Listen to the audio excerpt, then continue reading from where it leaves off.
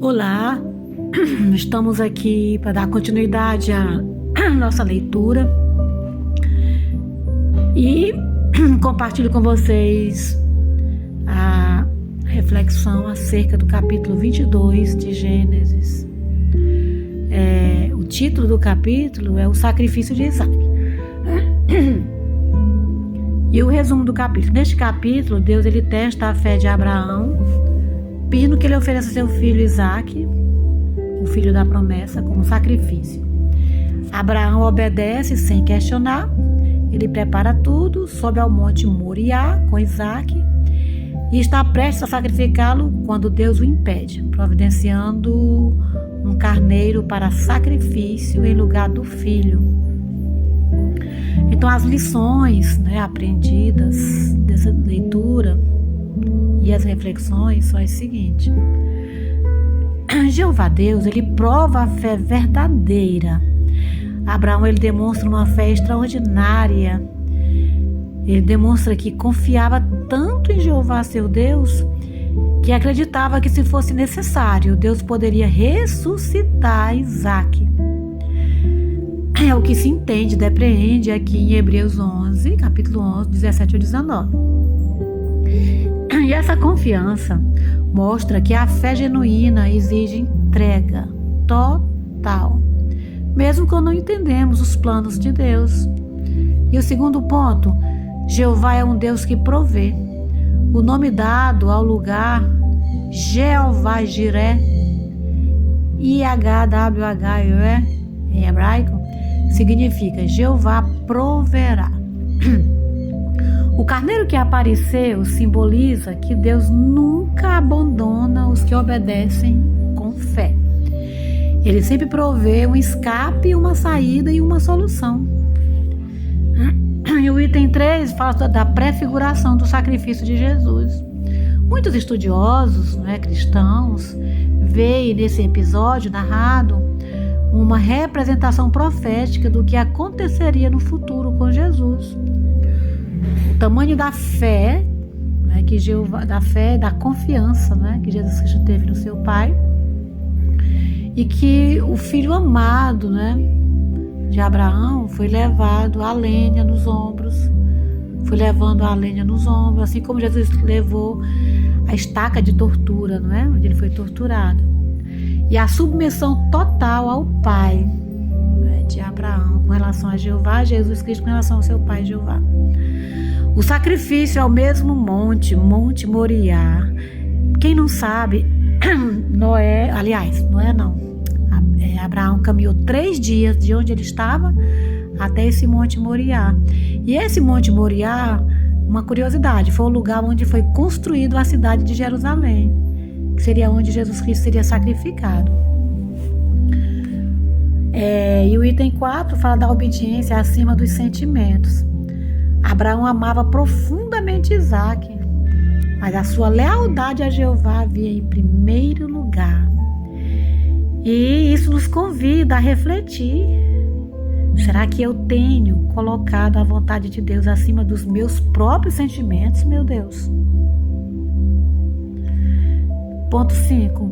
Jeová ele não quer sacrifícios humanos. Ele quer coração obediente. A intenção de Deus nunca foi de aceitar o sacrifício humano. A ordem foi apenas um teste de fé. Isto mostra que Jeová valoriza o coração obediente e não rituais. Mas aí muitas pessoas podem dizer assim: mas se Jeová sabe de tudo, por que ele já conhecia o coração de Abraão? Sabia que Abraão era uma pessoa obediente, que amava ele. Por que Jeová pediu ou fez esse pedido, essa prova, Bom, o que Jeová queria naquele momento, que depreende-se, que ele queria uma entrega de uma experiência real, conclusa, de alguém que realmente depositava a fé nele, para que essa experiência fosse registrada e nós, como futuros pesquisadores, entendêssemos o tamanho da fé que Abraão teve e daí pudesse meditar e tentar imitar essa fé. Então Jeová ele quis fazer essa ilustração para nós e até mesmo ao mesmo tempo ilustrando aí o tamanho do amor dele em entregar seu Filho Jesus Cristo, não é? E a aplicação para hoje.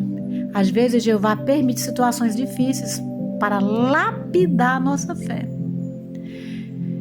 Lembrando do apóstolo Paulo, não é? Quando ele diz que tinha um espinho na carne, Jeová não tirou o espinho da carne dele, mas trabalhou o emocional dele de modo que ele conseguiu vencer essas dificuldades que seria o espinho na carne.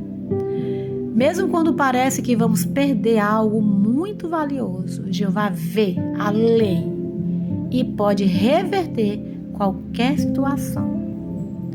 Precisamos vigiar com quem andamos.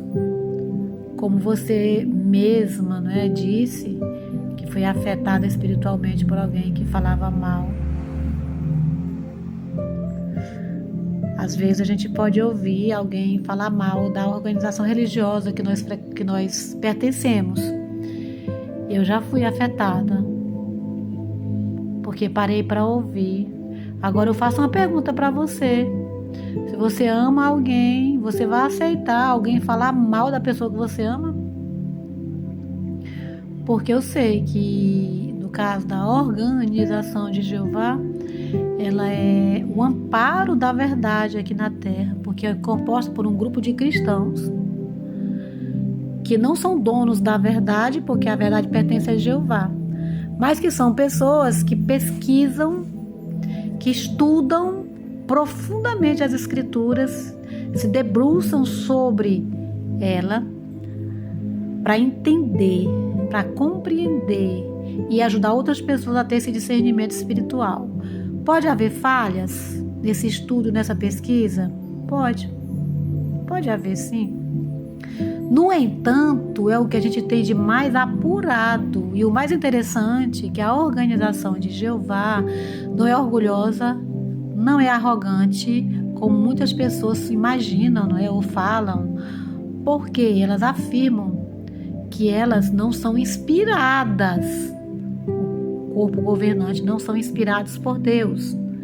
Eles são orientados pelo estudo das Escrituras e pesquisa.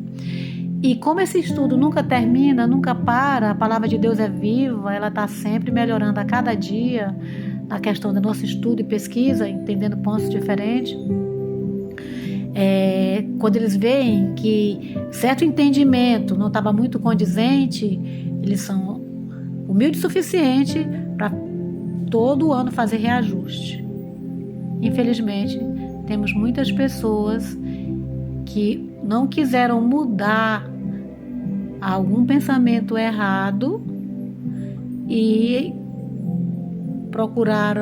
procuram até hoje ganhar mídia, ganhar palco, falando mal da organização de Jeová. Infelizmente, isso tem muito.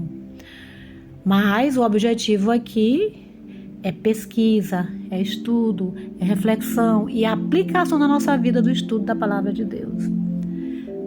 Bom dia a todos, obrigado.